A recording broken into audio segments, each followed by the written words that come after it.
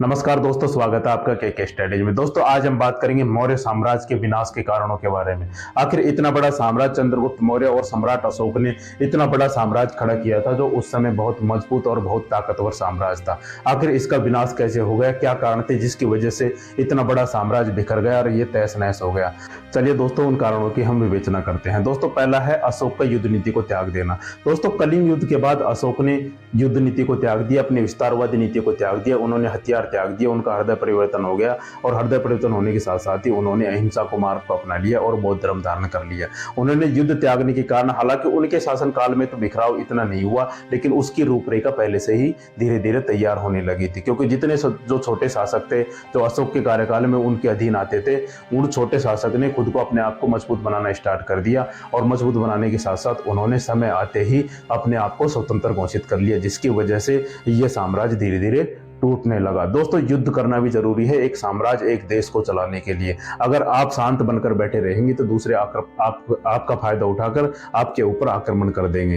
दोस्तों हम भगवान राम की बात करते हैं तो वो जब लंका पर चढ़ाई करने के लिए जाते हैं तो समुद्र के किनारे पहुंच जाते हैं, लेकिन काफी मिन्नतें मांगने के बाद, भगवान राम के द्वारा समुद्र से काफी मिन्नतें मांगने के बाद भी जब वह रास्ता नहीं देता है तो भगवान राम को क्रोध आता है और वो अपना धनुष उठाते हैं, धनुष पे तीर चढ़ाते हैं समुद्र को सुखाने के लिए, और पूरा ब्रह्मांड कांपने लगता है। तो समुद्र का देवता निकलकर बाहर आता है और भगवान राम को और उसकी सेना को जाने का रास्ता बताता है। इसी तरह दोस्तों कहा जाता है कि पी जाते समुद्र को भी अगर समुद्र खारा नहीं होता। दोस्तों क्रोध करना भी जीवन में जगह, उचित समय पर क्रोध करना भी जीवन में बहुत जरूरी है। इसलिए अशोक का युद्ध नीति को त्याग देना उसके साम्राज्य बिखराव का प्रमुख कारण बना।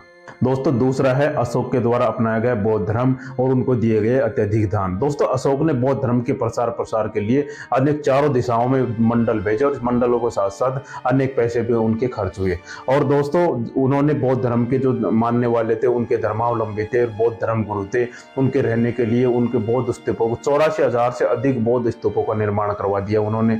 और उनके रहने के लिए अनेक चीजें दान में दी और अनेक गुफाएं उनके लिए बनवाई, और बहुत जहां भी जाते थे वो दान दिया करते थे, जिसकी वजह से उन्होंने इतना दान दिया जिसकी वजह से उनकी आर्थिक समस्या कमजोर हो गई। और उनके अंतिम दिनों में तो ये स्थिति हो गई थी कि एक साम्राज्य को चलाने के लिए जितने पैसों की आवश्यकता है उतने पैसे उनके पास बचे ही नहीं थे। तो उनके अंतिम समय से ही ये बिखराव धीरे धीरे चालू हो गया था। दोस्तों तीसरा था अशोक के उत्तराधिकारियों का नाकाम होना।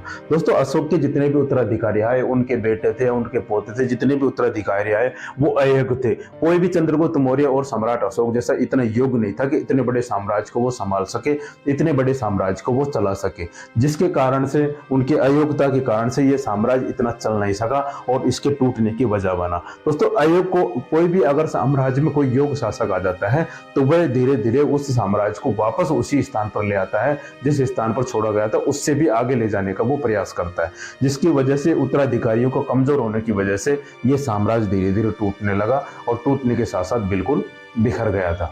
दोस्तों चौथा था इनके अधिकारियों का भ्रष्टाचार में लिप्त हो जाना। दोस्तों किसी भी साम्राज्य, किसी भी देश को चलाने के लिए उनके अधिकारियों का योग्य और सही होना बहुत जरूरी है। योग्य अधिकारी नहीं होंगे या भ्रष्टाचार में लिप्त रहेंगे तो जो जितना पैसा समाज के कल्याण के लिए और समाज के विकास के लिए, लोगों के विकास के लिए जितना पैसा भेजा जाएगा उसकी उतना पैसा वहां तक पहुंचेगा ही नहीं।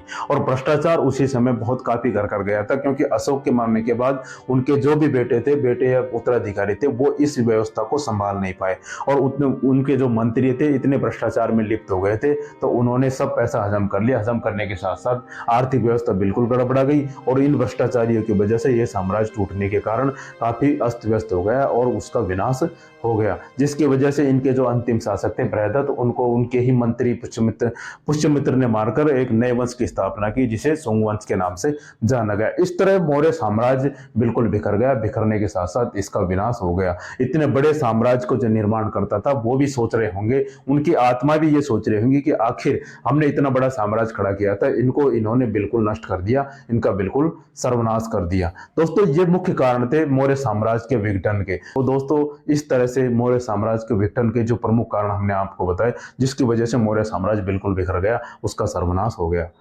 दोस्तों जानकारी आपको अच्छी लगी हो तो लाइक करें, शेयर करें और सब्सक्राइब करना बिल्कुल ना भूलें।